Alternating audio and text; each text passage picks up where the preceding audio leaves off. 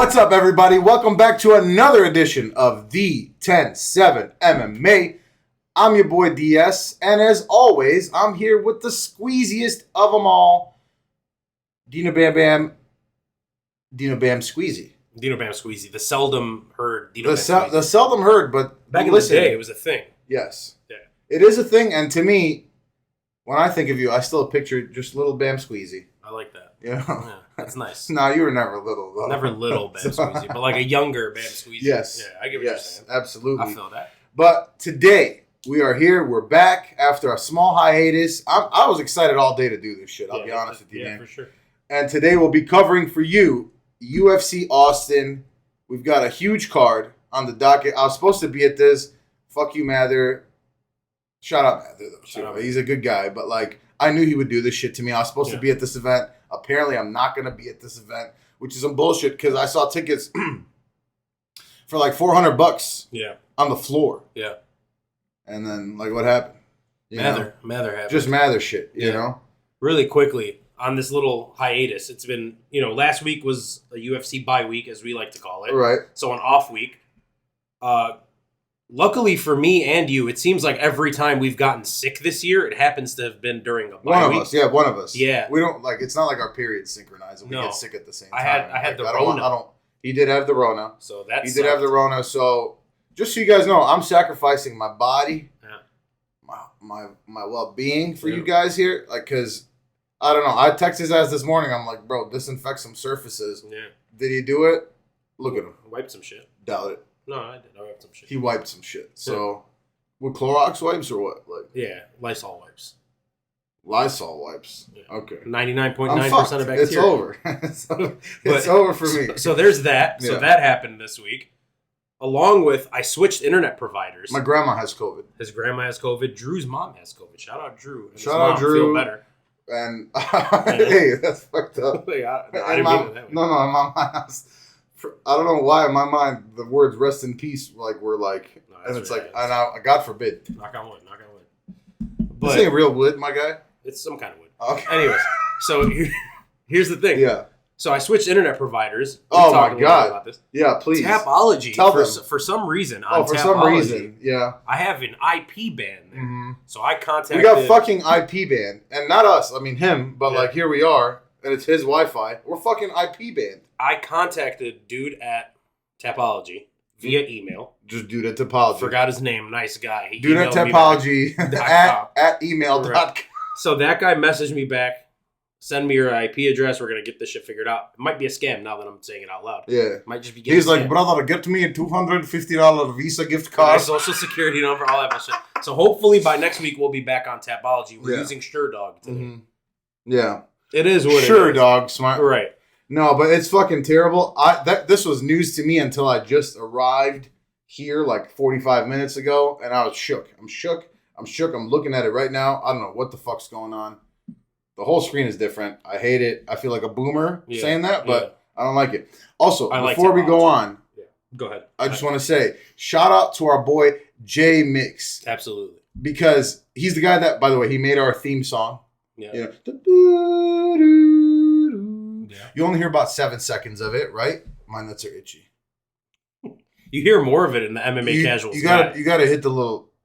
Nobody really scratches them. No, pinch and roll. Yeah, 100%. Absolutely. Let us know what you do. They do the pinch and roll. Yeah. If you got a nutsack, you do the pinch and roll. But anyway, and you know what? Now that feels cheap, bro. I wasn't trying to fucking intermix J Mix's shout out with me rolling my fucking nuts. But anyway, shout out J Mix. He made our theme song. He's that dude. He already had, before we even got the theme song from, he's my boy. But he already had a song in 2K, which is fucking super impressive on its own. But now he has a Chris Brown single. Yeah, it's huge. On his new album. That's huge. So shout out J Mix. What a fucking guy, man. Stud. Absolutely. We've got a lot of great support on this channel. We do. And before we go any further on that note, Dino Bam Bam, please tell them what they should do, where they can find us, hit the little fucking bell, all the things that you do. Yeah. All right, guys. So if you're enjoying the content, or if you've enjoyed our previous content, or you're looking forward to future content. They're probably not, though. Which you're probably not. Hit the little subscribe button. Ring the bell. That's the sound the bell makes. Do that. That'll let you know when our videos drop. Also, you can follow us on Instagram at the107MMA. This week, maybe in a little bit, I don't know, the COVID thing. Sure. But waterfall. In a little bit. Okay, we'll talk about it. Yeah. On Instagram this week, we also put up another 2 pictures with another 2 I just want to fighters. tell you something about that. Like, why you never ask me to send you pictures when you posting shit? It's always you fucking. You didn't take many pictures. Fingering Kelvin Gastelum and shit. I did not finger. I'm out here. I have pictures with Kelvin Gastelum. So we'll upload them. You have access to the Instagram. I know, but give me a heads up when you're posting them. Okay. And I got some pictures. Okay. David Silver has them. Fair enough. Shout out Davey. I feel like. Davey wants me to go to Vegas with him for LFA in 2 weeks. Okay. See, again, another thing I'm excluded from. That's fine. Forget about that. I don't know if I'm going to do it. We'll see. Keep going. I don't remember where I was. But anyways, cool pictures. Kelvin Gastelum, Jalin Turner, the tarantula as well. You know that's a my boy. That's been a my boy. For a long time now. For a long time. We can keep doing this shit for hours. Yeah. Or we could just jump the fuck into this jump right the fuck into Let's do that. First fight of the night, we've got Veronica Mihardy versus Jamie Lynn Horth. Say that one more time, her last name? Jamie Lynn Horth? Yeah. You love her. No, I actually have her written down as a yo girl as a joke, but... That's a y'all's girl. She looks... Yeah, you know what? Forget it. Yeah. We're not that... We're not doing that. Yeah, we're not doing that. We're better than that. Bam Bam, please. Give me your thoughts on this rousing match. Actually, I do think it's going to be a pretty good fight. Solid fight. Actually, I do think it's going to be a good fight. I like Veronica Hardy. I'll just start there. I like her. Nice lady. Who doesn't? Yeah. Anyways, Veronica Macedo Hardy, right? No, she's not like Ian Gary. She doesn't do that shit. Veronica Hardy, okay? Have you been seeing... I know you've been seeing all that shit. We've been seeing a lot of it. So anyways, Dan Hardy's wife, of course, she's a very good technical striker. Solid speed, good technique. She doesn't really have power. That's the thing that's missing in her game. Last time out, she beat an absolute y'all's girl in Juliana Miller. Hey, I had that written down too. Y'all's girl. If there ever was one, it's her. And I just want to say for the record, yeah. And I know we said we're going to keep this video to 60 minutes. It's not looking that way right now. We're yapping away. Yes. But that's what we do, right? Yeah. That's I like talking. Yeah, right. We never shut the fuck up. I just want to say though, I lost my train of thought. Juliana Miller, y'all's girl. No, but I just want to say on Juliana Miller, she's so fucking bad. I hate her. And I recognize that from the start. Is basically what I was trying to say. I just remembered. I recognize that from the start. She's fucking bad. Yeah. Terrible. Yeah. Also, I took a gander at the OnlyFans. I'd rather watch you jerk off into a cup, my guy. Thank you. Yeah, so. I didn't know she had one of those, and now I'm upset. Yeah. But anyways. It's upsetting. She beat the shit out of Juliana Miller. She did it using the ground game, which was impressive because that's supposed... She's beating her ass on the feet too, though. Right, but I'm saying a lot of it was attributed to the ground game, which is what Juliana Miller is supposedly good at. Right? That's her whole thing. We expected her to... Was there ever a more disappointing winner of The Ultimate Fighter? No. I don't think so. Yeah, her and Brogan was pretty tough. But anyways, we expected Hardy to just be like a pure stand-up fighter. She showed she does have some good stuff on the ground there. Very high IQ fighter. We see her and her husband Dan Hardy on their podcast breaking down fights all the time. She seems to be locked the fuck in. Like, she knows what she's talking about. Very high IQ. Really impressed with her. And then we have Jamie Lynn Horth. She's coming down to 125. She is a natural 135er. Was her last fight at 135? Yeah. Oh shit! So I didn't realize that. She's a natural 135er, good striker. She's big. She's got decent power. She's very active on the feet. I believe she's undefeated as well. She is. Why is that though? Why is she going down? I don't know. She's doing it though. She's a big fucking lady. That's crazy. I'm sorry. That's very interesting. I didn't know how I missed that. But. Yeah. So she's down at 125 on the ground. She has nothing really crazy. She's nothing special down there. Last time out, she defeated Haley Cowan. Is that a yo girl? No, but that's the gymnast lady. Yeah. She's strong as hell. But no, I mean, it was an impressive win. I'll say, but. Yeah, I mean, not a my girl, certainly. Okay, so there's two things that stand out to me about Jamie Lynn Horth. A, she's a finisher. Every fight that she has had in her professional career, she has won and she has gotten to finish. So that's really impressive for a woman. And then B, she does a good job at remaining safe while doing that, right? So she's a finisher, but she remains pretty damn safe, not getting too brawly, okay? She does a good job kind of staying in her lane and fighting her fight. Regardless, I'm going with the underdog here. I am going with Veronica Hardy. Yes, she's less active than we would like, but she's still a lot younger. Barely. It's a pick 'em. Yeah. Yeah. She's a lot younger than I thought she was. She's only 28 years old, Hardy here. I think she's really How old is Dan? I don't know. He's got to be a lot older than that, though, He's got to be, right? He's got to be a lot older. He's got to be like 40-something. Oh, he's got. I want to say 41. Okay. 41. Oh, wow. Yeah. Damn. So wow. Hey, good for fucking Dan Hardy. My goodness. I'm saying. But look, so I think she's really living this MMA lifestyle. I think she's taking this shit really seriously now. Like I said, I'm going with the small underdog here. I'll go Hardy by decision, 29-28. We also don't know what Jamie Lynn Horth's cardio is going to look like at a lower weight class if this does go into deep waters. Yes. Yeah, I'll be honest, man. Like, you kind of shook my shit right now because I was going back and this is one of the tougher fights. There's a lot of tough fights on this card. There's a handful of them, let's say. Yeah. I was going back and forth on this to begin with, right? Because for me, it's basically like Jamie Lynn Horth. I want to say she has 3 or 4 inches of reach and height. I feel like it's going to be one of those where it's more than it says it's going to be. Yeah. Veronica Hardy is not a big woman. She's small for the weight class. Jamie Lynn Horth is pretty big for the weight class. Yeah. So, it's tough, man, because Jamie Lynn Horth is only, 6-0, 7-0? Yeah, 6-0. 6-0, but, like, I mean, Veronica Hardy has, like, she never looked that great, and I was not big on her at all. Yeah. And then, obviously, she had a massive 3-year hiatus, got married to Dan Hardy, and, of course, that's going to do something for you, especially when you're a student of the game. Talk about student of the game. She has a goddamn podcast that she obviously takes very seriously. So, initially, I was going to say my heart is saying Veronica Hardy. My brain is saying Jamie Lynn Horth. I was going to take Horth, but now, with you telling me that she's making her move down, like, that might be the difference maker for me. I feel like Hardy is... Like, I was very impressed by her last performance, obviously. I had her losing that. I think I lost money on that, too. But, and Juliana Miller's bad. Like, we've established that. Yeah. But it's the fact that, like, she showed a lot of heart. She really was putting the pressure on. So, it's still so tough, and there's a reason it's a goddamn pick'em. -112, 108, the last odds that I've seen. Yeah. Oh, I was going to say Jamie Lynn Horth coming into this, but now knowing that she's coming a weight class down as a big woman, I don't know, man. I feel like... Those odds have kind of spread. Well, first of all, if I'm a betting man, if I'm going to bet anything in this fight, this fight's going to decision. Yeah. It's going to decision for sure. Okay. And again, I can't sit here and pretend to know for sure, but I think the information that you just gave me is enough for me to lean Veronica Hardy. I think she's got the heart. Jamie Lynn Horth doesn't have as much experience. Does Veronica Hardy have a lot of great wins? No. But I was impressed by her last performance. And we haven't seen really Jamie Lynn Horth's cardio at all. Yeah. So let's see what happens. I'm going to go over Veronica Hardy by decision as well. And you swayed me on that one. And for what it's worth, the odds have spread further. Jamie Lynn Horth now -194 to Veronica Hardy's +170. Whoa. So people are betting on Horth's side. Well, knowing that, and again, we make our picks not based off of odds. Right. At least, that's where we both come from. But knowing that, I think that's even enough to sway me more towards Hardy. It's so tough, though. Yeah. It's dead-ass 50-50 for me, just for the subs and people watching this. It's dead-ass 50-50. Anyway, we've spent too much time on this as it is. Moving on to the next fight of the night. It's Wellington Turman taking on Jared Gooden.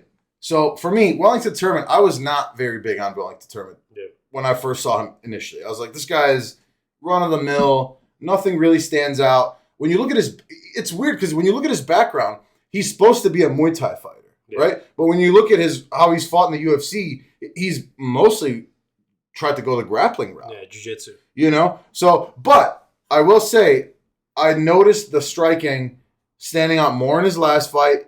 Is that the Alex Pereira effect? Maybe it is. He low-key kind of looks like him, like a light-skinned Alex Pereira. Like not as like terrifying. Yeah. I will also say he looked really good, and I said this last time we saw him. He looked really, really good physically. Like he looked shredded. Mm-hmm. He looked genuinely, not like hyperbole. He was in the best shape of his life. He actually did look to be in the best shape of his life. For me, it's the fact that Wellington Turman oftentimes tends to be very low output. So Jared Gooden is not as good in my opinion as what's his name that Wellington Turman just fought. I don't know how to fucking... Randy Brown, Randy Brown, thank you. Yes, yeah. Randy Rude Boy Brown. Randy Rude Boy Brown is a tier above Jared Gooden to me. Yeah. Jared Gooden probably has more power. Yeah. So it's a tough one to call for me, right? But I got to go with Wellington Turman here. I'm going to go with third round sub. I think it's going to be a pretty competitive fight. I just think that Wellington Turman will be able to stay outside of the big shots. And on paper, skill-wise, like he should be the better grappler. He's got the better submission offense. And he technically is the better striker. For me, the biggest concern, I have a couple of concerns, but the biggest concern is he going to go with that output? Is he actually going to commit to that? So I could see him losing the first round, right? In a tight round. They're all going to be tight in my opinion. Winning the second round or starting to win the second round, very close. And then wearing down on Jared Gooden. He's swole as hell. He's got a lot of power. My other question is Jared Gooden going to be able to make this fucking fight to begin with? Last time at the same weight class, he weighed in almost 8 pounds overweight. Yeah. So that was short notice, though. Isn't this on short notice? That was like coming back to the UFC short notice, though. That was this is his first fight back, isn't it? No, he fought Carlston Harris last time. Oh, that was his first fight. That was his first fight back. Yeah. Yeah, I have to go with Wellington Turman. I got trust in Glover. I got trust in Alex, and I feel like I have seen him have.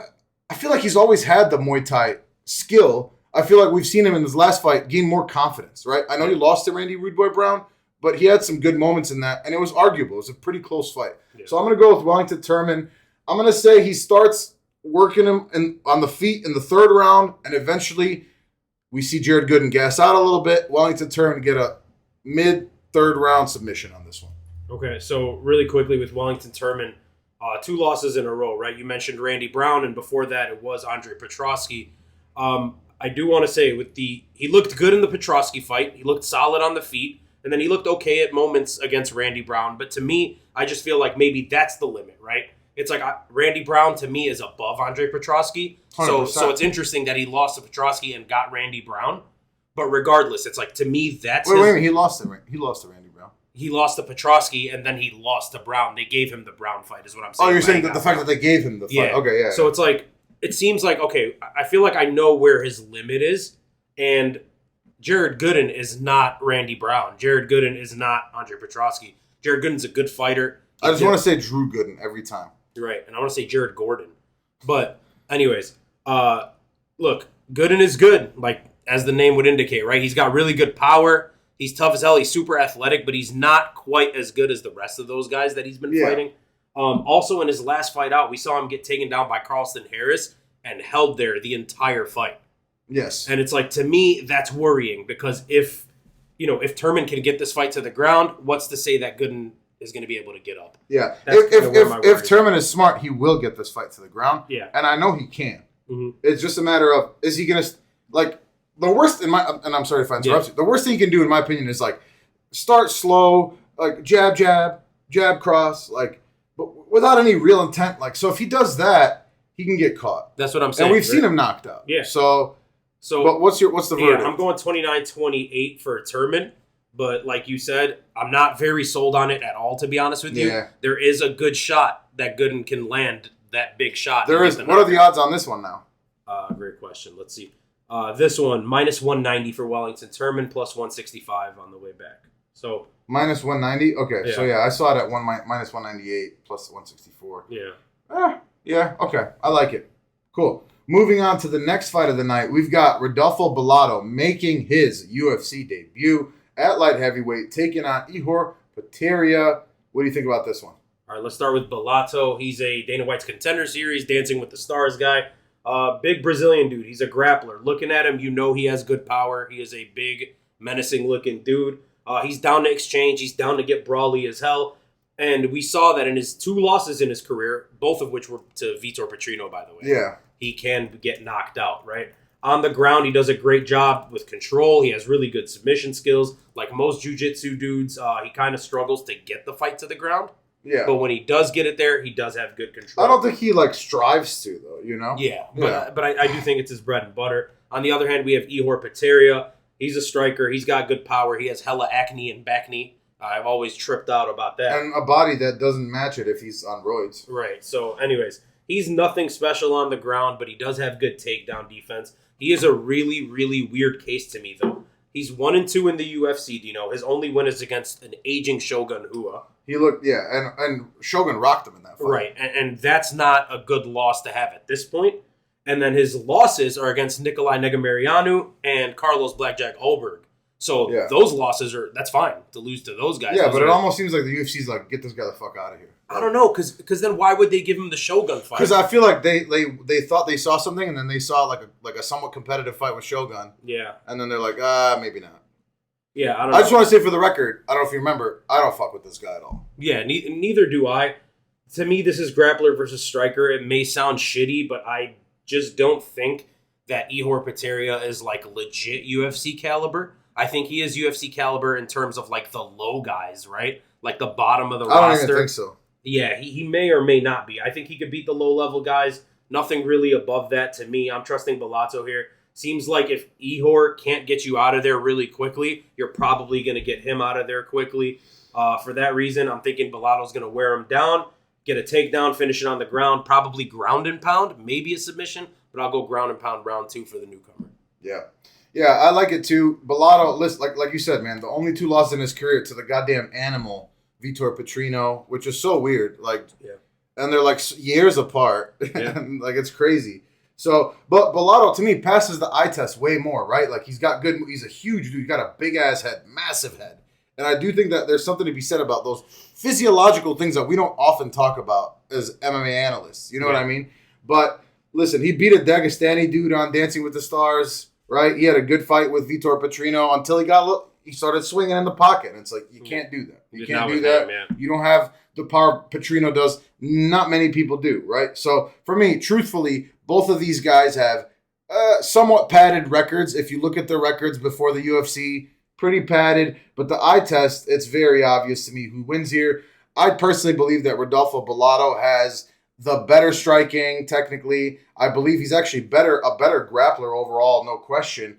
I think the biggest gap in skill set for me is the offensive the submission, the offensive submission grappling, right? Yeah.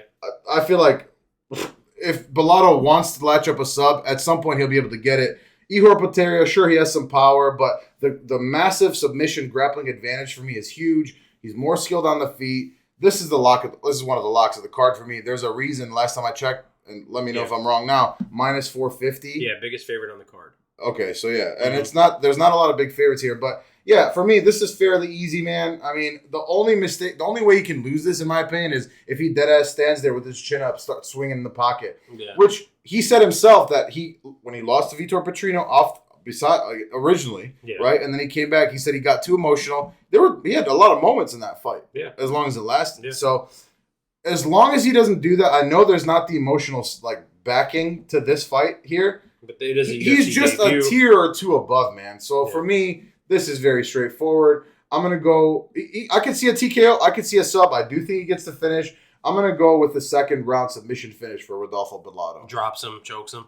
Drops him, chokes him. Yeah, I just... There's only one way Ihor Peteria wins this fight. It's by catching him. Right. And Rodolfo Bellato has better feet, better footwork, better movement. I just don't see it happening. So get it.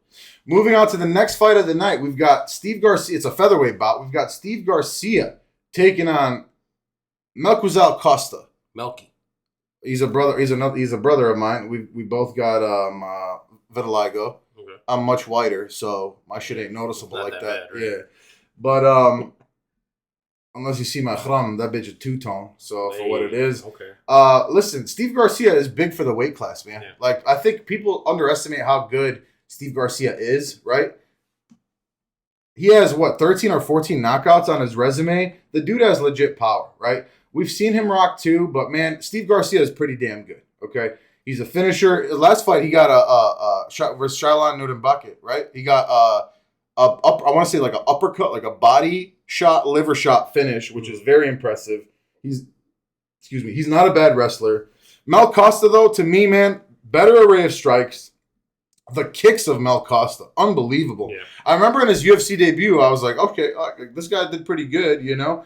And then his last fight with a full camp, I know it was against Austin Lingo, somebody I'm not personally huge on. Maybe I'm not big enough on Austin Lingo. I'm not saying he's like awful, but I feel like I'm lower on him than most. But the kicks are crazy. The output, really good. I feel like he's got good movement. We've seen his chin tested a little bit. For me, the only thing is like Mel Costa, you can't get too excited, right? You can't. Steve Garcia has a lot of power, right? Yeah. Jalin Erdebake dropped his ass, and then he ended up getting finished, right? So for me, stay at distance. I also believe, for what it's worth, he's got the better chin. For me, I expect this fight to stay on the feet. Melkus Acosta is a southpaw too. I think that's going to work to his advantage. We've seen his chin tested. I just think that this fight's going to stay on the feet. He's the better striker to me, especially with the kicks. Steve Garcia is more than anything a boxer when it comes to the striking. So I'm going to go Mel Costa. I've been teetering between like a drop and then a TKO finish or a decision. For now, I'm going to say decision. But yeah, I'm pretty confident in this one. Okay, so I'm also going Melky. I am going by decision as well. In his last fight, which was against Austin Lingo, in the fight against Lingo, he did look a lot better. He looked like he was a lot safer. Well, it was one of those things that, like, at least for me, it was like, oh shit, there is a huge difference between coming off like a short notice and like a full camp. Yeah, short notice versus the top level guy, right? And Thiago Moises, right? And a full camp. Lingo. Yeah. Oh, you know what? Maybe you're right. There's two factors there. Right. Yeah. So absolutely, but he looked really good in the fight against Lingo. Like he played it a lot safer than he normally does. And I think did he though? He was throwing them fucking kicks though, man. He always does, right? That's his game. But I'm just saying he stayed safer. He kind of stayed a little more on the outside, stayed a little more patient. Wasn't as aggressive as we've seen him like in the LFA or maybe even in the Thiago Moises fight. Anyways, I felt like I saw a matured version of him, and he's younger. Yeah, and he's 27 years old. Yeah. So I'm glad that he is maturing. If he is, I hope to see more improvements.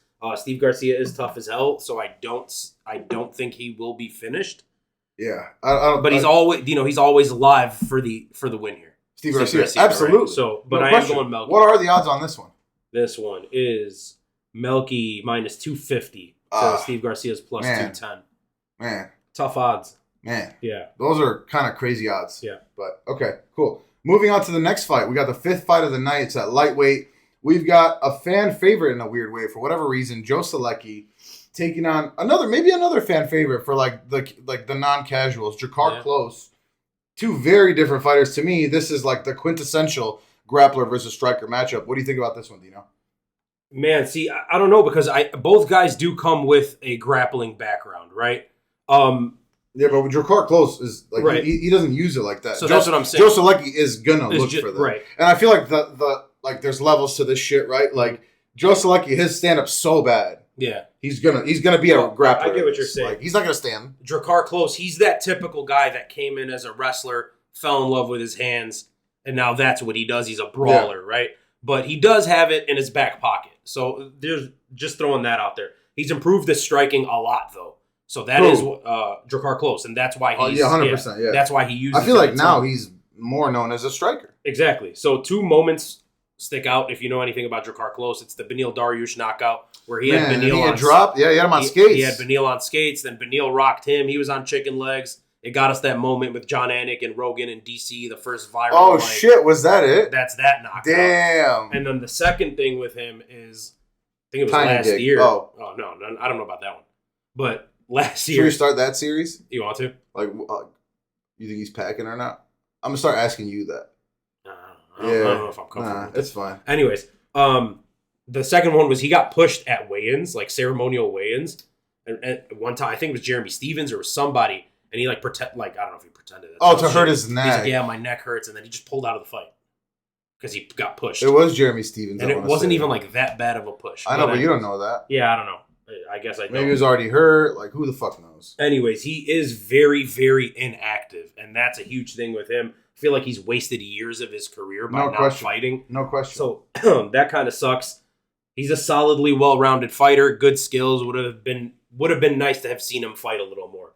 Solecki, as you mentioned, great grappler. That's his bread and butter. On the feet, he's okay. I wouldn't say he's like... He's bad, dude. Look, that's what I'm saying. I don't want to say he's good, but I don't want to say he's bad either. I think he's like okay on the feet. Definitely a grappler, though. I've seen you throw more technical strikes at fucking Mo's Cantina. Hey, let's get it. He sets his takedowns. He sets them up very well with the hands, so that's part of that to me.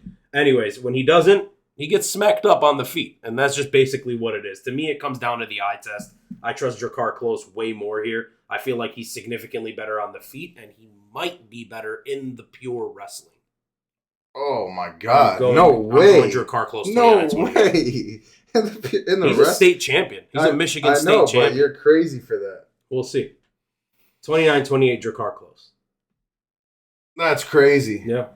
That's crazy because now you got my ass shook, bro. Because I was going close the whole time I watched film.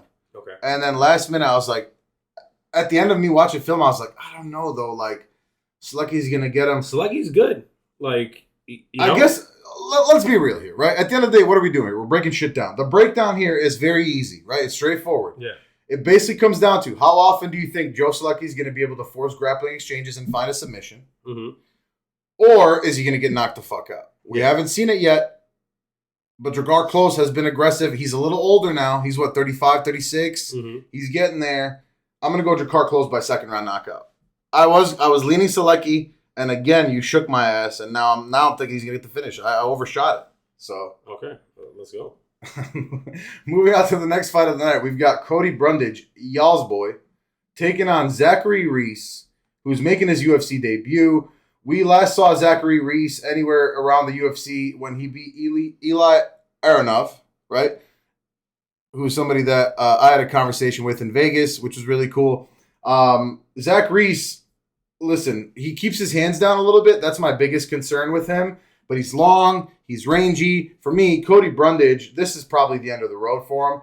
By the way, for what it's worth, Zach Reese is from Texas. This card is taking place in Texas. He's coming off a big finish after he got dropped by Eli in that fight. He was winning the fight, then he ended up getting dropped. And Eli, was throwing bangers at him. Yeah.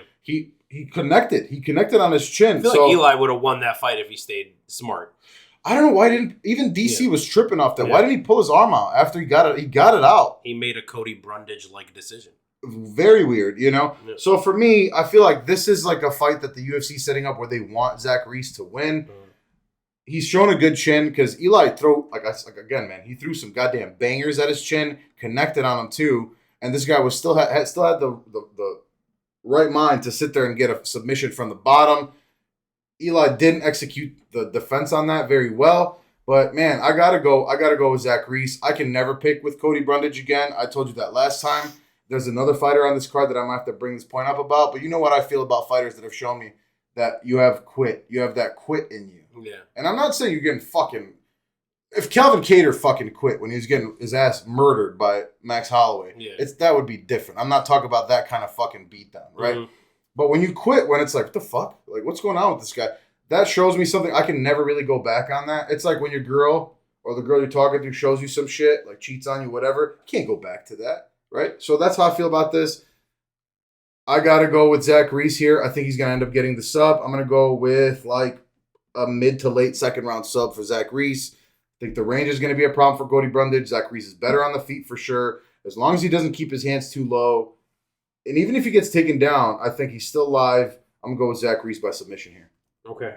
I agree. I am going Zach Reese as well. I'm also going round 2, but I'm going TKO. I was going to say, that was my next sentence, but I was like, I won't say it. I was going to say TKO.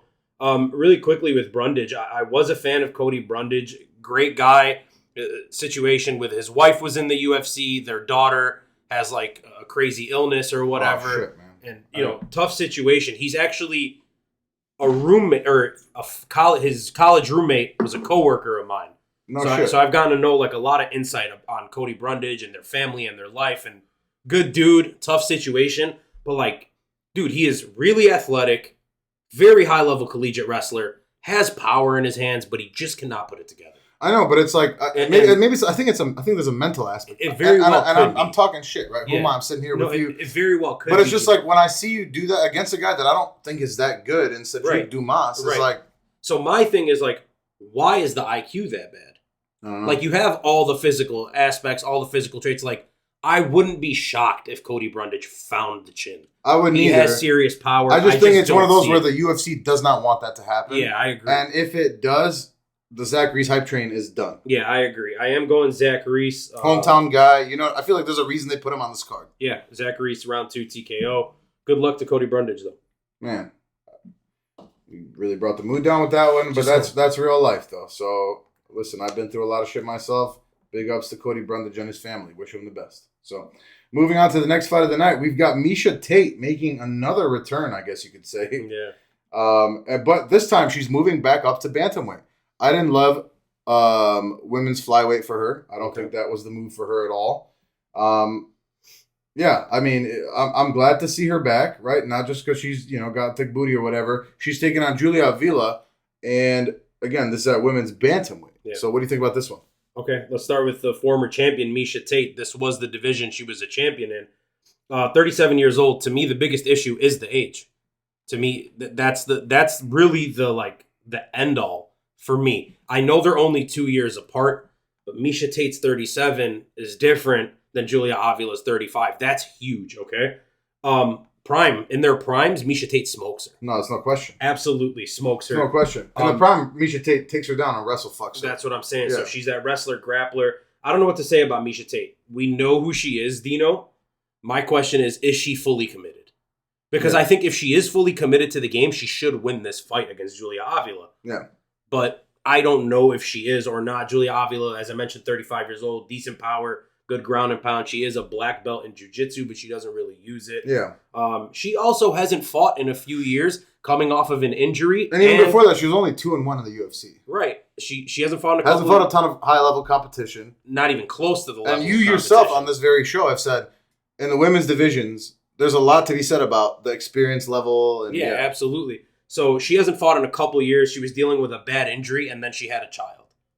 So this is I'm glad you brought that up. That's going to be the basis of my argument here. There it is. Really tough fight. I don't know what to make of it. I have to trust the former champion in Miesha Tate. Yeah. Maybe I'm being wishful. I don't know. Miesha Tate by decision. Yeah. I don't know. Yeah. Listen, the first thing I've written here is Julia Avila making her... And she's an underdog. Sorry. Miesha Tate's the underdog here. Small underdog. At that point, I got to take her. You took the words right out of my mouth, brother. So, yeah, Julia Avila making her comeback after just over 2 years, I want to say. Yeah. 3 years? 2 years. 2 years. Yeah, so, and she's 35 herself, so it's at 135. If it's at 125, I would have more reservations about it. But for me, Julia Avila never has shown a lot of wrestling acumen, let's say, right? Mm-hmm. For me, Julia Avila has been at her best when she fights like a goddamn rabid dog, right? When she's going into your face hard, she's coming, putting on the pressure, swinging hard. And will she have that same kind of rabid dog energy now, 2 years removed? Let's not forget, though, Julia Avila was ranked 15th in her last fight. What happened? Go ahead, just some lady. You saw that bitch's haircut, huh? Yeah, it was wild. Okay, I don't know who that bitch was, but wish her the best. Anyway, Julia Avila, coming off a 2-year layoff, only 2-1 in the UFC, wasn't really tested like that. And for me, Miesha Tate has never been a big striker, right? So for me, Miesha Tate at her natural weight class, she's been through the ringer. She's fought the best of the best. She's been a champion herself, not in one promotion, but in the two biggest promotions that there are. For me, I just got to go with Miesha. If it goes to the ground, it's gonna be an easy win for her. And I know this is fucked up maybe, but I've said this before on this very show. As a women's fighter, if you have a baby, especially in your 30s, it changes you. It's physiological. It's not me, right? It's physiological. It takes a lot out of you, right? And also, do you have that same fire? Do you have that same drive? I think it's impossible to have that, right? Yeah. So for me, I'm also going Miesha Tate. I'm going by razor sharp decision. I think it's gonna be a very competitive fight. I actually think all the women's fights on this card are gonna be very competitive. Yeah. Don't let Juliana Pena hear you saying that. Well, oh my god. Oh my god, yeah, that's your girl, by the way. Never. Moving on to the next fight of the night. It's the 8th one on the docket. It's at middleweight, and we've got my boy. Is it your boy too? Puna? A little bit. I would not fully, but a little bit. Listen, Punahele Soriano taking on Dustin Stoltzfus at 185. For me, man, Puna is just a tier above, right? Yeah. I just want to say I've been a huge supporter from the start. I love his style, right? I wish he would have had a better journey up to now, right? I feel like he has had some bad luck moments in his career. There were times where, shit just didn't break his way, and maybe it could have, right? Mm-hmm. So, he's coming off a second round TKO to Roman Kopylov. Kopylov looks like a goddamn animal, right? So, Puna's a powerful boxer. He's a southpaw. He's got a lot of power. He's not bad as far as the wrestling. His biggest issue in his career has been the cardio, right? So I hope he's been working on that. He's still in his 20s, I want to say, right? I'm not sure on his age. Puna is 31. Oh, fuck. No, I'm just kidding. But yeah, for me, Dustin Stoltzfus is just not that good. You know, I personally, and no disrespect to him, right? I just don't feel like he's UFC caliber.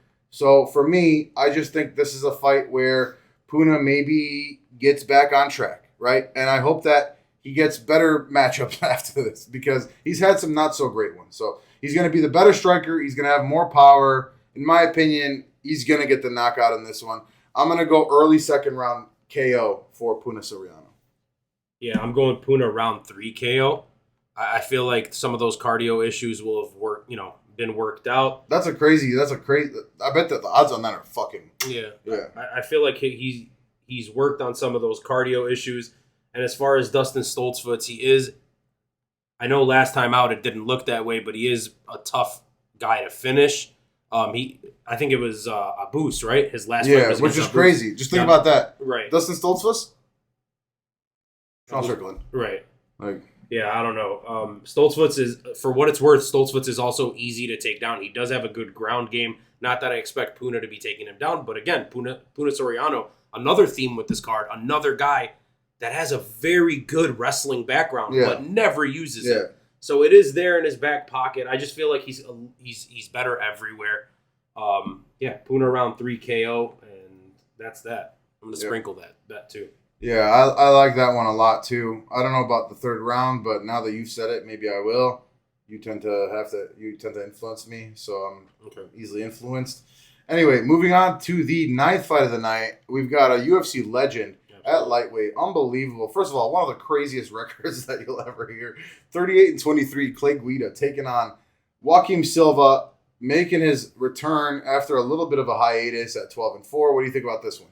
All right, Clay Guida. I mean, what's there to say about Clay Guida that hasn't already been said? We're not gonna. Right. Me and you are just two dinos. Right. We're just two dinos.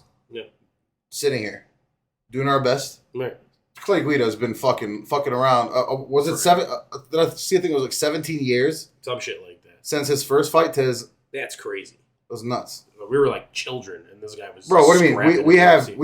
They're like.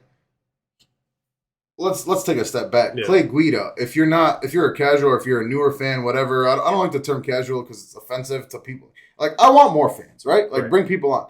But if you don't know Clay Guida, like, Clay Guida has several top 25 fights in the history of the company. Right.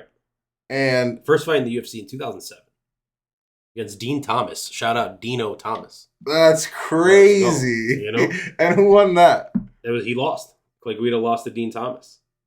But unreal. That's so crazy. Anyways, Dean Thomas has white fucking facial hair.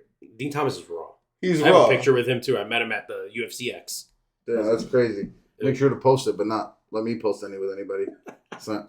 Anyways, look, Clay Guida, we know everything about him, okay? I don't know shit about him like on a personal level. You think he's like a Gemini? He's a Chicago guy. Okay. His birthday. What does he like to drink? His birthday's in a couple days. Not beer. I feel like he's a beer guy. It's Clay Guida, bro. He's the carpenter. He works with wood, knocking a few cold ones back. Brother, I'll be slinging wood. Hey, let's get it. But look, he's Chicagoland area guy. He has around 60 pro fights, 61, I believe. 38-23. I don't know how the math be math in there. But anyways, he comes from a wrestling background. He's almost 42 years old, UFC legend, entertaining as hell. The question mark, of course, on him is age. I love that you're making those sounds into the microphone. The thing is, Dino, he hasn't really looked old yet in the octagon, which is really impressive. No, and especially if you don't have heart, cardio, or resilience. Yeah. He'll fucking rape you, dude. Oh yeah, like you're gonna get killed. You're gonna get fucked up. Yeah, you're gonna get fucked up. But if you're jacked, have a stand-up game, have power, like you can lose. Yeah, he will lose. That's what I'm saying. So this is another one of those fights, prime versus prime. To me, there's no question who wins this fight. Yes, and it's Clay Guida. We go to Joaquim Silva. oh. I was saying prime versus prime. I know. Yeah. I misunderstood. I was like, I thought you were like being facetious, and I'm like. No, prime versus prime. Oh, sure. Clay Guida wins this fight. Yeah. That's what I'm saying. This is one of those fights, too, where, like, if you showed it to, like, your girlfriend or your, like, soy-ass friends where you're like, look at these two men. Right. Who's going to win? And they'll be like, oh, my God. Probably this guy. This fucking taller, shredded right. ass guy that throws bombs. Look. Not this caveman fucking guy. Like exactly. And there'd be... But again, prime versus prime, the caveman guy wins. No question. So anyways, Silva, BJJ practitioner. He has real power. He's super, like, fast twitch. He has that fast twitch muscle. Yeah. He's yet another dude who doesn't love to use his best weapon. Sure. Which is crazy. Is his jiu-jitsu. Yeah. He's down to get brawly as shit. His last fight was against Arman Tsarukyan, okay? He looked solid in that fight. He had Arman Tsarukyan in real trouble early on in that fight. Ended up losing, which we all expected him to lose, but he put out a surprising-ass performance against the top-level guy. Yeah. Anyways, he was about to pull off that massive upset. He had him on skates. He did have him on skates. He had him wobbled. To me, the age here is just too much. Hurts me to say it, but I am taking Silva here. I feel like eventually he's going to land something pretty big, get a knockdown, finish off with some ground and pound. I'll go TKO round 2. Yeah.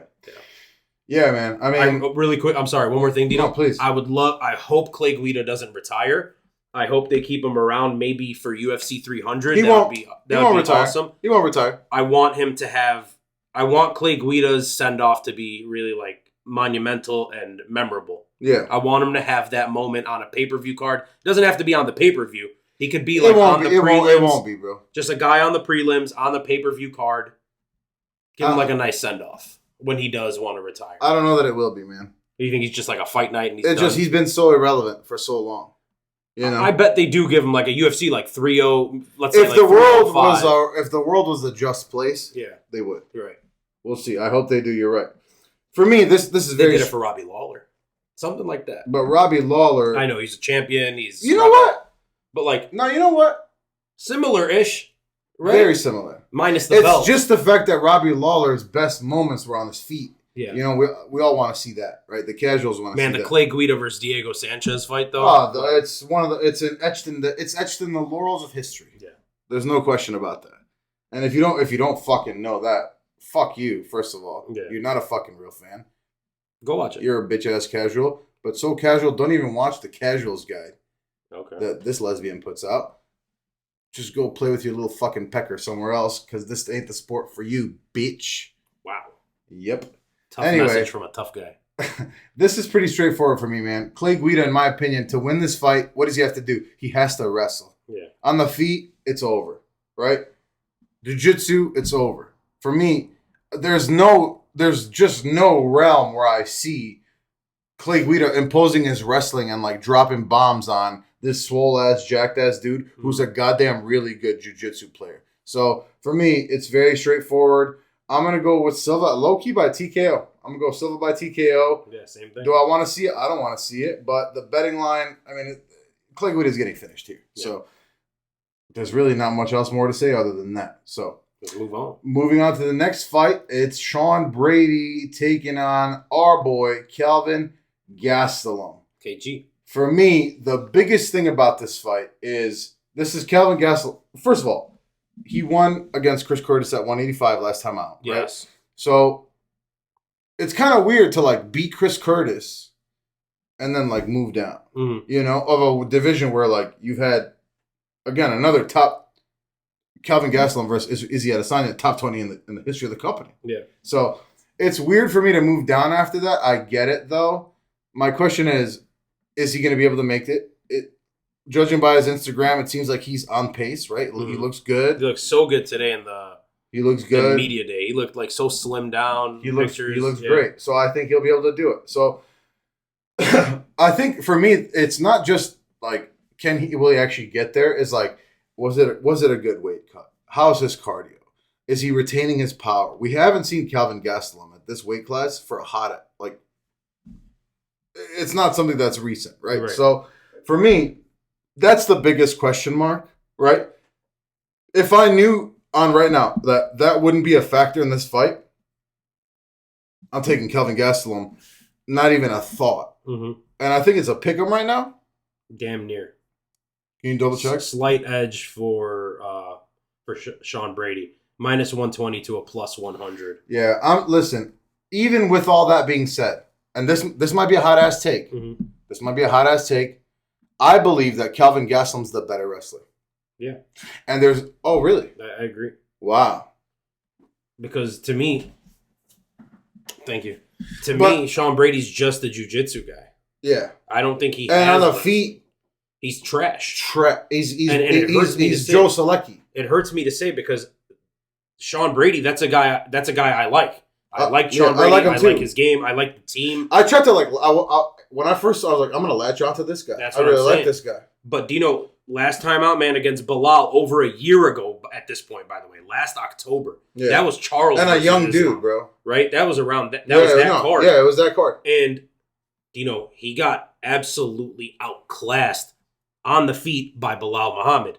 Not taking anything away from Belal Muhammad. He's right there for a shot. He's better than we all thought. He's right there for a shot at the welterweight. But remember what I said earlier? There's one other fighter on this card where like inconsistency. Is that what you were talking about? Not inconsistency. It's just like because look, it was like there's that like I saw that the quitting thing. Not like I could see the bitch in you. Yeah. Like not some 50 Cent shit. Right. But like kind of like that. Like that's so extreme. I'm not saying no, but like I'm serious, sitting on my ass, like, right? Like.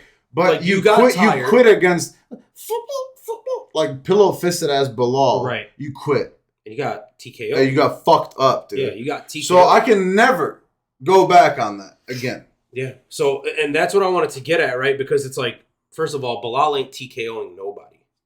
He's not TKOing He's anybody. not TKOing a one-armed Gilbert Burns. Burns. Right? And you were undefeated prospect Sean Brady at 30 years old at that point. But it's like, I get it, man. You were in Abu Dhabi. That was shocking, though. I will say. It was I was very shocked by that. But here's my view on it, right? You're in Abu Dhabi. Belal had Habib in his corner. The crowd is all for him. They're all against you. You have something they want, which is the O next to you. You know, like, I get it. Maybe the pressure. I know, but for me, it's like... Exactly. Come and take it, Maybe bro. the pressure crumbled you. Like, maybe the pressure crumbled you. You know who the pressure doesn't crumble?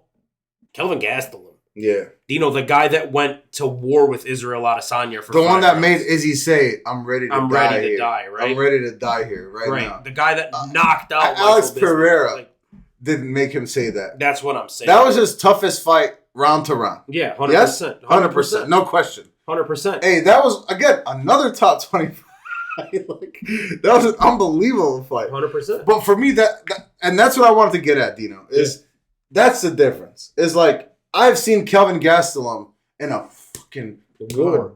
Fucking war, dude. A fucking war. Like to the point where one of the goats of the sport said, "What? Yeah, I'm ready to die here right now. I'm doing it." So like with his fucking lips swollen, fucked up. Right. And now he's fighting a guy who quit against Belal. Come on. And it's look, Dino, and before that, man, it's like, again, you're this 29-year-old at the time. You're a 29-year-old prospect, undefeated. Prospect at 29. Going a decision with Mike Chiesa. I love Mike Chiesa, but as a 29-year-old undefeated, huge prospect, you got to be finishing these guys. You got to be finishing Michael Chiesa, right? Like, I don't know, man. A guy that I completely turned on. A guy that I completely turned on in Sean Brady in terms of what I think the future holds for him. I don't think he's got much. If you would have asked me a year and a half ago... That fight changed my whole opinion on him. Exactly. So, and maybe that's recency bias. Let's be real. Maybe it is. Maybe it is. Look, I've lost trust in Sean Brady. I've regained trust in Kelvin Gastelum from what he showed me last time and from the amazing shape that he's in right now. I think he's going to find a finish here. Because I can only go based off of what I've seen, right? And I've seen that you give up when shit's not going your way. Yep. So maybe I'm crazy, and maybe he proves us wrong. I'm going Kelvin Gastelum, late finish, late TKO. Yep. And if not, a dominant decision. That's how I see it. Whoa, a dominant decision. Like Dino breaking Brady down slowly and eventually finding that finish is the way I see this fight going. Maybe I'm wrong. No, but that's what I don't think you're wrong, bro. Listen, for me, Dino, it comes down to this, right? I love it. It's like, Dino, hey, Dino, hey, Dino. But for real, listen. Yeah. Kelvin Gastelum may be the better wrestler. I think he is. I don't think jiu-jitsu is going to be a factor here. Okay. And Kelvin Gastelum is obviously the better striker. Yeah. Obvious. I really like the odds here. I'm not saying it's a lock. I love the odds here, though. I'm going to go by decision. I don't have a lot to say. I don't have much to add. We discussed it together pretty much. One more thing I want to add. There is a world where Sean Brady at 31, you can still make a lot of improvements. He has taken a year off. Yes, granted, he was finished in the last fight, but it wasn't like he took ridiculous damage. No, yeah. Because it's Bilal. A year off. He could have worked on a lot of shit. I'm interested to see how this fight plays out. I'm really confident in Kelvin Gastelum. I have that written down too. Yeah. The odds are like pick 'em. Yeah. But I'm very confident. The wrestling's here. Yeah. The striking is like it's eons above. So like I said before when I introduced this fight, like I said, my only concern is the weight cut going to be an issue? Yeah. It seems like it's not. Right. We'll see when they weigh. He wasn't on a scale when we saw the pictures and shit. Right. He looks goddamn the same. Like looks a lot skinnier, man. I'll show you the pictures after this, but I'm just saying that it's not. But it's not just the visuals, right? Is the power still there? Kelvin Gastelum's a goddamn animal. Is the cardio going to hold up? He's also been working with Cejudo for what that's I know worth. he is. Yeah. Kelvin Gastelum looks like somebody just straight. Or Cejudo looks like somebody straight fucking squeezed Kelvin Gastelum. Right. Anyway, we met them both. We have pictures. But anyway, anything else on that one, brother? No, let's move on. Moving on to the co-main event. Sorry, no.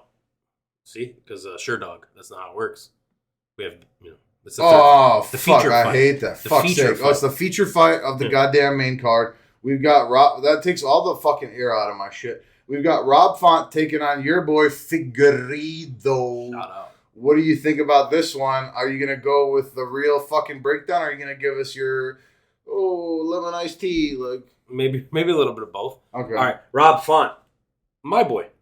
Oh really? For sure, my boy. No way. Yeah, Figgy, huge my boy. Yeah. So, the my boyness outweighs on the Figgy side. Anyways, Rob Font, somewhat surprisingly to me and maybe to some of you guys, the older fighter here. For what that's worth, he's a year That's older. crazy. That is crazy. Yeah, he's a year But Figueiredo looks older. Yeah, that's what I'm saying. We know Rob Font's shtick, right? He's a very good boxer. He's super fast for the division. He's got solid power. He has fought twice this year already, and it was two completely opposite performances for him. He quickly knocked out Adrian Yanez. Which I lost money on that fight, but I was shook. Yeah, I was shook by that. That was in April. It was super... Or didn't we both lose money on that, I think? I don't remember. It was on the April... I remember it was on the Adesanya card. Anyways, really surprising fight. Looked amazing. It was fast. It was amazing. And then after that, he was absolutely outclassed by Corey Sandhagen in the wrestling department. Yeah. Sandhagen wet blanketed him for 5 rounds and just dominated him. He's 1-3 in his last 4 for what it's worth. The fight before that being the Marlon Cheeto Vera fight, which was another interesting fight. He was landing a ton on Cheeto, but it seemed to be doing no damage to Cheeto's face. That's when I was like, this guy's pillow fisted, bro. And then every time Cheeto would touch him, he would absolutely knock him down and destroy his face. It was one of the weirdest fights that I can remember in recent history. Anyways, then we have Figgy, absolute my boy, as I mentioned, 21-3. His 3 losses in his career, 2 to Brandon Moreno, 1 to Jussier Formiga. Okay, former flyweight champion, moving up. First fight at 135 for Figgy. He always struggled to make weight at 125. He was a big flyweight. Okay, very big flyweight. He is short, but he's very thick, stocky, strong-bodied. I don't think that'll translate, bro. So that's the question mark. I don't think it'll translate well. So, anyways, that is the question mark. Will the power translate from 125 to 135? I guess that's what we're going to see. We know that he did have power at 125. If it translates to 135, that's great. The other thing in Figgy's game that's phenomenal is vicious guillotines. Absolutely vicious chokes. Super strong. It's going to be the first time we're seeing him fight anyone except Brandon Moreno in 35 years. So that's pretty damn cool. Yeah. Right? Keys to victory for Rob Font here. I think he has 2 ways of winning this fight, to be honest with you. Stay long, use the jab, use your length against Figgy, and keep him at range, which is what Brandon Moreno was able to do well in their last fight. Or B, get into a phone booth and be the one that lands, right? Yeah. That's a more dangerous game because if Figgy lands on you... I don't think he's going to do that. Right. I think he's going to try to stay at range and work the jab. I think that's what he does. Believe it or not, I do believe Figgy has more ways of winning this fight, because if they are in a phone booth, I'm taking Figgy. If this fight goes to the ground, I'm taking Figgy. If it goes to the jiu-jitsu, I'm taking Figgy. Maybe I'm picking with my heart. I'm going Deiveson Figueiredo 29-28. I know you But look, Dino, it is risky. I understand it. I'm being realistic here. I do think he can win this fight, and I think he's doing a good job. It's one of his favorite fighters. Like, right. He's doing a good job as far. And I like Rob Font a lot. I'm just saying I don't think he knocks out Deiveson Figueiredo. Yeah. So if Rob Font were to win, it would be a point fest. I think Figgy has more ways to win. Yeah, I do think that Rob Font knocks him out. I feel like Figgy is. I feel like he's towards the end of the line, and I know he's not as he's younger, right? 1 year. 1 year younger, but that's not how MMA works. Yeah. He's been through some fucking wars, and he's moving up a weight class. I don't think that I feel like his size advantage at flyweight is what helped him a lot of times. I don't think that's going to be the case here. Rob Font is not a small dude. He's longer. I feel like he's going to be able to use that jab and march forward and just break him down, man. I feel like Figgy is way past his prime. Okay. I know it's a lighter weight class. I know they're both older. I just feel like his style of fighting and what is usually an advantage to him, like the size, isn't going to be that here. I just think Font's going to knock him out, man. I'm going Font by second round knockout on this one. All right. One more thing. I want to just throw this at you, just to throw a little fucking weird wrench at you. Okay. Losses in the UFC for Rob Font. Obviously, we mentioned the Corey Sandhagen loss. We mentioned the Cheeto loss. Okay. Yeah. Besides that, here goes losses: Jose Aldo, Rafael Assunção, Pedro Munoz, John Lineker. Yeah. Short Brazilian guys with power. Yes. No, I get it. You know what I'm saying? I get it. Very good fighters. Obviously, I'm joking around. It's been I'm joking around. I'm just saying. Those are the guys. Saying, man. I just don't see that. Those are the guys, Dino. So short Brazilian guys with power. It's his kryptonite. Anyway. And Cheeto Vera, apparently, who fucking destroyed his face, which was crazy. He did, but he had some moments. I mean, he was winning the fight. He was winning every single round against Cheeto. Well, that's Cheeto, right? Until 20 seconds left in the round, and Cheeto explodes his face and drops him. That was so crazy. I'm going to rewatch that fight. I want to. Oh, actually, I just did, but I'm like... No. I didn't because I feel like I remember it. Yeah. But... Anyway, moving on to the co-main event of the evening, it's Jalin Turner stepping in on very short notice. I want to say like less than 2 weeks' notice. Yeah. Taking on Bobby Green at lightweight. For me, man, come the fuck on. This is a goddamn my boy, Jalin Turner. He's fucking 6'3". Yeah. There's one fucking question in this fucking fight here for me. Yeah. He's 6'3". Is he? Is he not? Tall as shit. 155. How, bro? How you do that? You know how skinny dude was when I met him? I know, but what the fuck? Like, goddamn. Okay, but here's my thing. If he's able to make weight, and I think he will. I think there's a reason he's taking this on short notice and comfortable taking it on short notice. He's obviously ready to make weight. Mm-hmm. So, if he's actually able to make weight, he's going to fucking he's going to finish Bobby Green.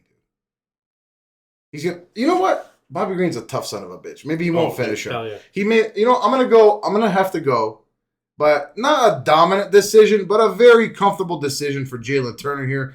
I just don't see a world where Bobby Green, he's not going to be able to wrestle him. The leverage that Jalin Turner is going to be able to get off his 6'3" frame, come on, bro. And I know that Bobby Green just beat a dominant grappler in Grant Dawson. Like, that's not the same, dude. That's not the same. Jalin Turner just recently had a very competitive fight with Mateusz Gamrot. I think this is a get-right fight for Jalin Turner.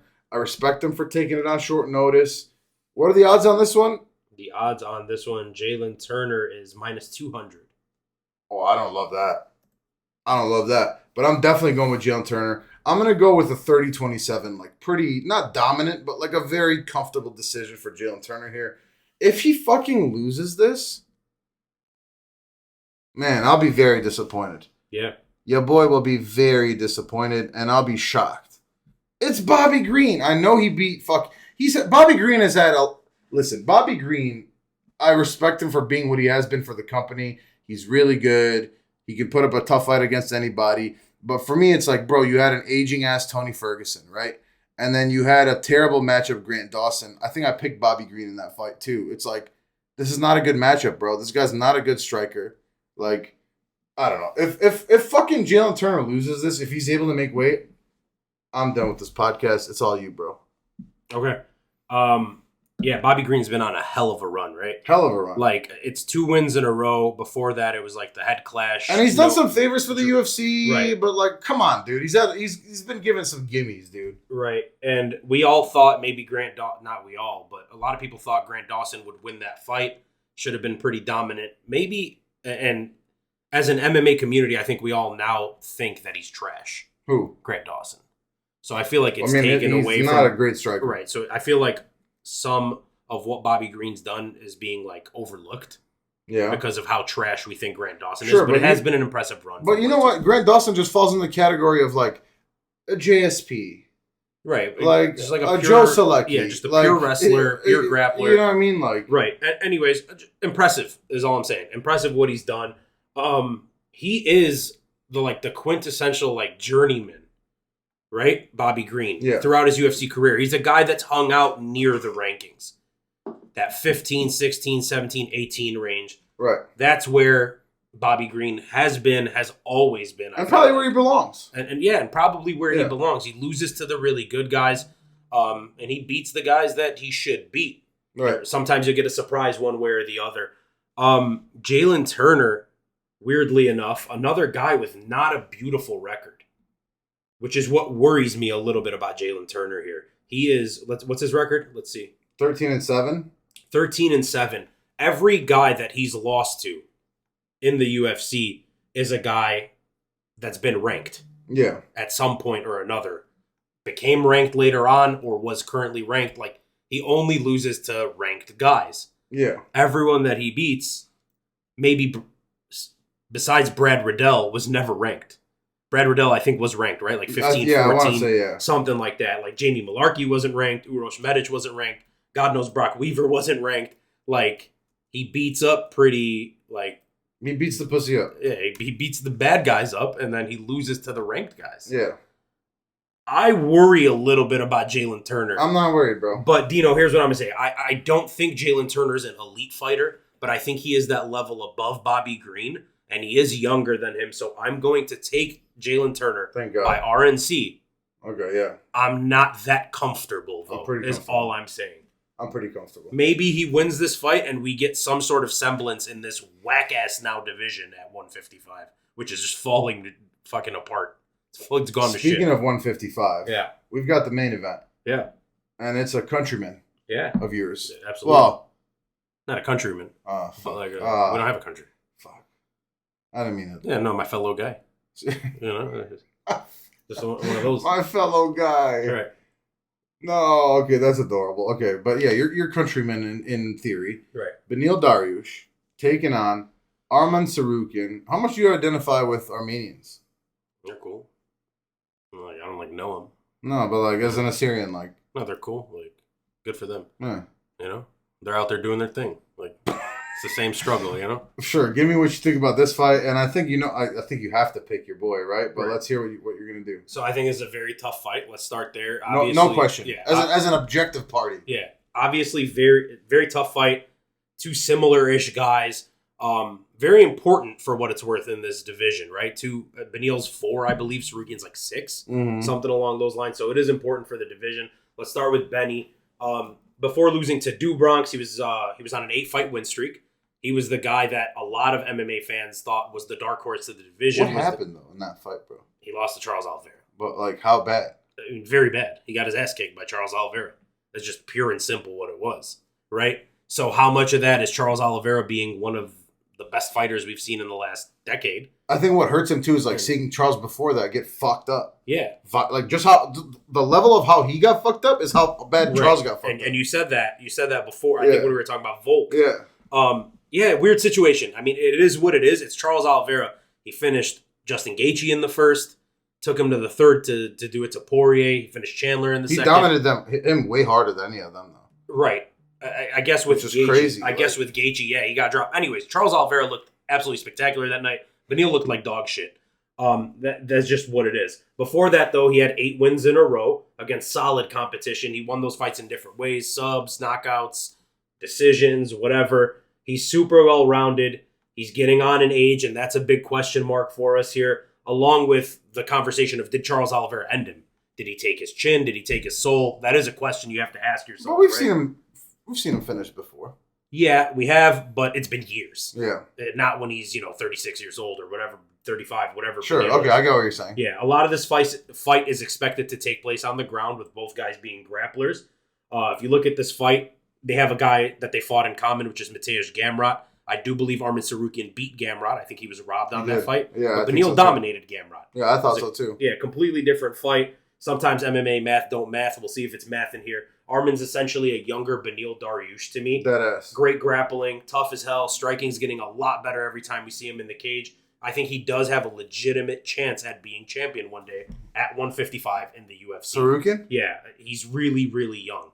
So you think maybe, if there's anyone in this division, it's him or Benoit Saint Denis. No. That can give you any kind of hope. I love that you said that. Wow. I love that you included Benoit in that. See, Dino, I don't necessarily think Benoit Saint Denis is the level. No, he's more the dark Tsarukyan. horse. Like I'm just that's what I'm saying. I'm shocked that you even mentioned him. Because here's my thought process on it, right? Like Islam Makhachev is a champion right now. He looks to be very dominant. We don't know yet because we don't know yet because he hasn't really defended against his division yet. Yeah. Once against Volk, he looked spectacular in that defense. Once against, and that was his only defense, right? 2 times against Volk. Yeah. Yeah, so once against Volk, he looked spectacular. Once he kind of was a close one. Yeah. But we don't know how dominant he is, but he looks to be dominant.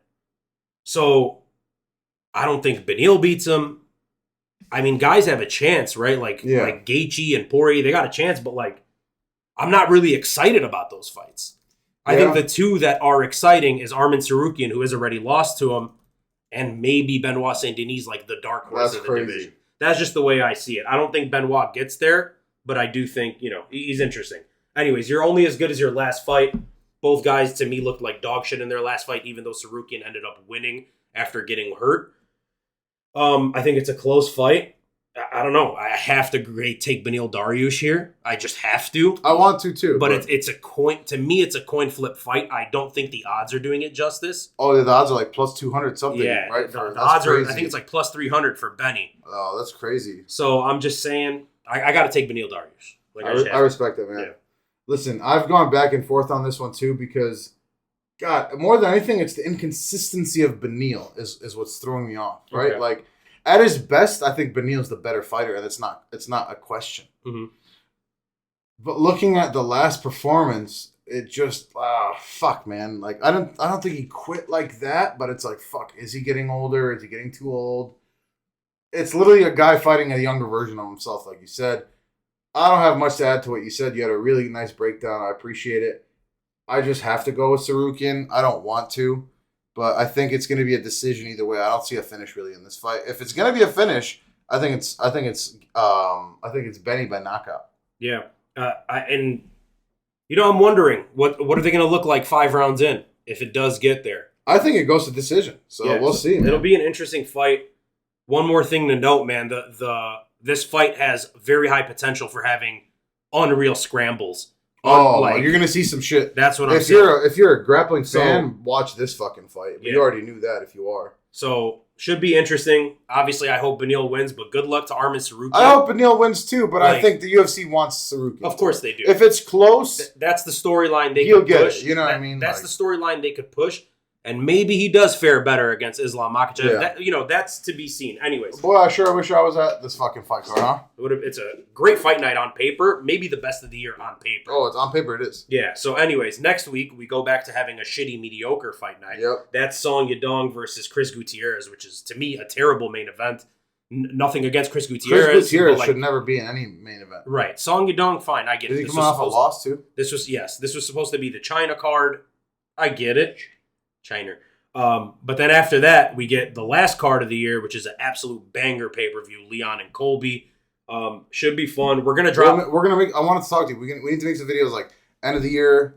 So that's what I was getting at. I'm sorry. End of the year. We're gonna do our awards. We're gonna do recaps and all this shit. It's almost been a year that we've been doing this. That's crazy. How many videos are we at now? Got to be like 50. Oh, way more. Yeah, we're in the 70s, dude. I'm down. Yeah, that sounds really good. So, and when I made you commit to 40. Yeah. At the start of the year when we started doing. We flew right by that. We sure did. Flew right by that. Anyways, Dino, last thing, anything that you want to say? No, you're good. I mean, yeah, but he's good. He was supposed to be at this card. Shame that you're not. He still might. Fuck you, man. Nah, I'm not going now. Fuck you. Anyways, guys, he is Dino S. I was gonna say Dino Bam Bam. I was gonna introduce you as Dino Bam Bam. That's not. He's DS. I'm Dino Bam Bam. We're the 10-7. I mean, wait, where is this? I have this here for Beneil, you know? Shout out Beneil Dariush. I have to wave one of these. He's Dino. I'm Dino. We're Dino. Follow us on Instagram, D107MMA. Hit the subscribe button. Do all that shit. Anything else? No. All right. Peace.